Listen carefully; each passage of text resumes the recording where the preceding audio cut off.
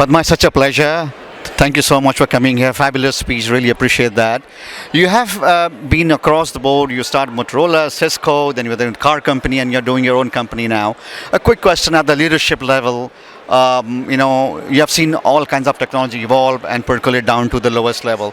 How do you see the new emergence of AI and its impact on various sectors? Yeah, I think AI definitely is here to stay. I don't think, I think like, as they say, the genie is out of the bottle. I think we've been working on AI. Experts have been working on it for a long time. It's now becoming more and more mainstream. Having said that, I think there is still a lot of hype around the technology about what it can do and cannot do. As it happens probably with any technology, I think we tend to think like, oh, this is the answer for all our problems.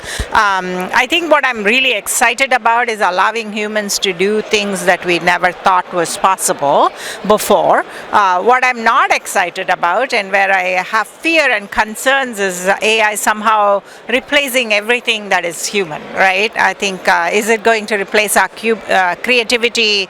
Is it going to take away great writers, great dancers, great artists? All of those things make us human. When you read a great story or watch a great movie written by a great writer, it moves you. I think those sorts of things, I hope, continue to be human.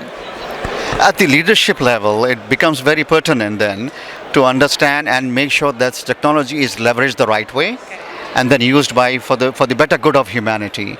And that has to come from top down in some ways. And how do you see that? Yeah, I think that definitely is, as you pointed out, how do we, as leaders, but also as developers of technology, take responsibility for not misusing the technology. It doesn't mean it won't be misused. There'll always be some bad actors who will misuse it. So I think this time around, I hope what the tech industry gets right is tries to anticipate how it can be misused as we are developing the technology. I think these are some lessons we learned the hard way, right? Like, I think not anticipating how something can be abused or misused was where we failed in the past as a technical or technology industry. I hope this time around we take things into consideration like privacy, like security, like deepfake identification, those sorts of things where it could be misused into account as we are creating the technology. You have been a leader at very big companies. Now you're starting your own company. Two quick questions. One is, how do you see your transition to becoming an entrepreneur again and starting from ground up? And how are you trying to leverage the new technology to make an impact through your company? Yeah, sure. I think the transition from a big company to being a founder, it's interesting. I don't know which is harder. People always ask me which is harder. I think they're very different. I think in a big company, to be successful as a C-level executive in a Fortune 50, Fortune 100 company, you need a lot of stamina. You're constantly going. There's a million problems waiting to be solved every single day. There's thousands of people looking up to you, responsible for their livelihood, their jobs. I think those all are kind of what makes you successful as a leader in a big corporation. In a smaller company, as a founder, you require a lot of resilience.